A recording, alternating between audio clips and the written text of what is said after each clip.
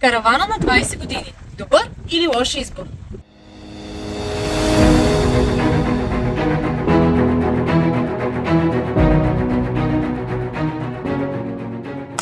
Много хора вярват, че ако една каравана е на 20 или 25 години, тя задължително ще бъде проблемна. Това изобщо не е така и днес ще ви обясня защо. Здравейте, аз съм Ива от Вели Караванс. Добре дошли в новото ни видео. Вече се намираме в един уникален Swift от 2003 година, а това е първият епизод от нашата поредица "Свободата на колела". Днес ще отговорим на един често задаван въпрос. Да ни притеснява ли старата каравана? Краткият отговор е не непременно. По-важно е как е била поддържана през годините. Затова винаги оглеждайте за тези няколко неща. Влагата. Враг номер 1. Когато хората чуят за стара каравана, първото нещо, което се сещат, разбира се, е влагата. Тя наистина може да създаде големи проблеми, защото ако остане незабелязана, може да повреди сериозно цялата конструкция на караваната. Проблемите могат да станат толкова сериозни, че да са трудни за поправка или дори необратими. Когато оглеждаме по-стара каравана, е добре да обръщаме внимание на тези места вътре в шкафчетата. Както виждаме при този Swift от 2003 няма абсолютно никакви сигнали за теч. Задължително е да огледате и предната част тук при прозорците. Уплътненията.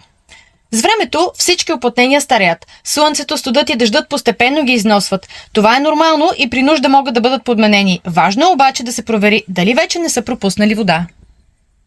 Подът трябва да бъде твърд и стабилен. Ако усещате меки или пружиниращи части, това е сигнал, че има нужда от по-сериозен оглед.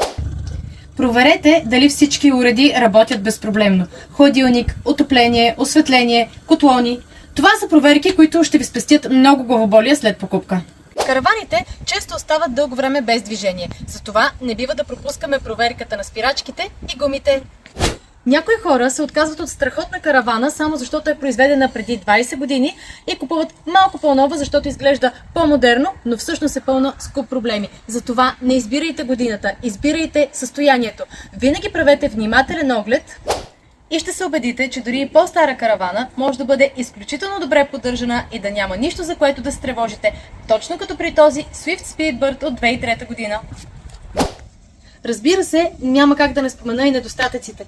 Една каравана от 2003 не може да предложи комфорта и технологиите на каравана от 2015 или 2020 година. Но не бива и да очакваме това.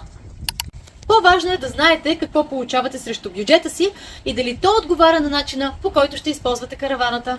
И така, струва ли си 22 годишна каравана през 26 година?